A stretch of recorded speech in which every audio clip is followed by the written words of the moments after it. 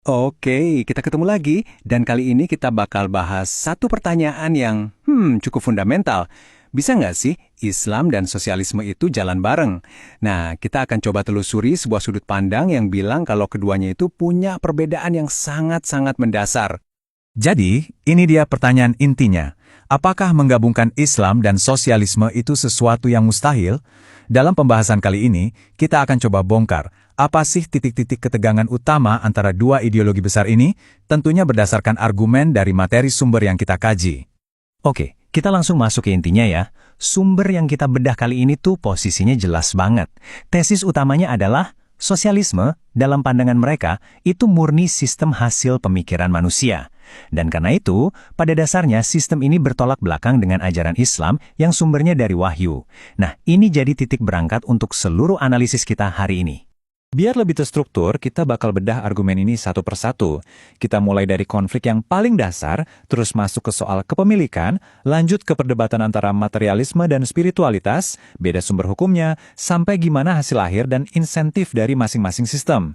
Dan terakhir, kita akan lihat apa kesimpulan final dari sumber ini. Oke, bagian pertama, konflik fundamental. Di sini nih, kita akan bahas klaim paling dasar dari sumber ini. Menurut mereka, sosialisme itu adalah sebuah ideologi kufur, dan istilah ini dipakai untuk merujuk pada sesuatu yang murni buatan manusia dan menolak campur tangan ilahi. Tentu, ini jadi kontras yang tajam banget dengan Islam, yang fondasinya adalah wahyu dari Tuhan. Sekarang, kita beralih ke soal kepemilikan. Ini nih salah satu titik sengketa terbesar yang diidentifikasi dalam teks. Kenapa? Karena cara pandang sebuah ideologi terhadap harta dan kekayaan itu bakal menentukan seluruh bangunan ekonomi dan sosialnya.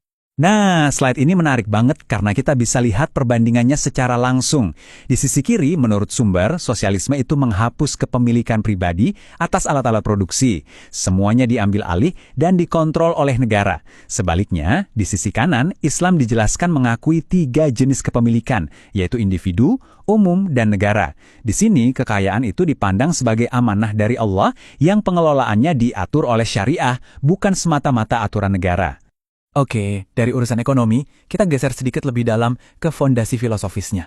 Ini bukan lagi sekedar soal uang atau properti, tapi tentang cara kita memandang hidup itu sendiri. Jadi, poin utamanya adalah apa yang sumber ini sebut sebagai materialisme radikal. Mereka berargumen kalau pemikiran sosialis itu mendefinisikan kebahagiaan manusia hanya dari pemenuhan kebutuhan materi. Akibatnya apa? Dimensi spiritual atau keagamaan bukan cuma diabaikan, tapi dianggap nggak relevan sama sekali untuk kemajuan manusia. Bahkan, menurut sumber ini, argumennya ditarik lebih jauh lagi. Ideologi sosialis dan komunis tradisional itu sering dikaitkan dengan ateisme atau penolakan terhadap eksistensi Tuhan. Nah, ini tentu saja dianggap sebagai pertentangan langsung dengan pilar paling fundamental dalam Islam, yaitu tauhid atau keyakinan pada keesaan Allah.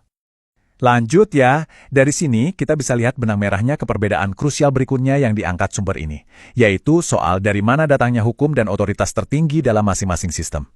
Dan tabel ini nunjukin perbedaannya dengan sangat simpel tapi, wow, dalam banget.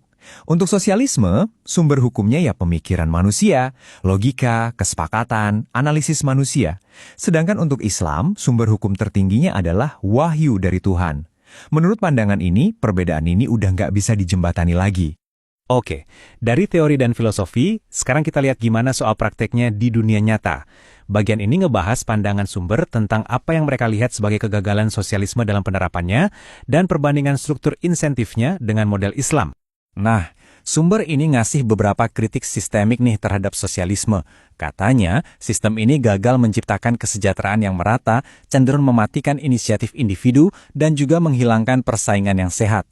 Ini kemudian dikontraskan dengan Islam yang menurut sumber yang sama justru mendorong kewirausahaan tapi tetap dalam bingkai keadilan sosial. Akhirnya, setelah semua argumen tadi, kita sampai pada kesimpulan akhir dari sumber yang kita bedah ini. Setelah memaparkan semua poin-poin tadi, teks ini sampai pada sebuah pernyataan final yang sangat tegas, yang bisa dibilang merupakan sebuah seruan untuk bertindak.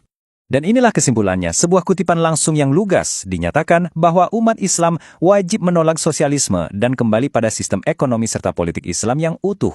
Ini adalah puncak dari semua argumen yang sudah kita urai dari tadi.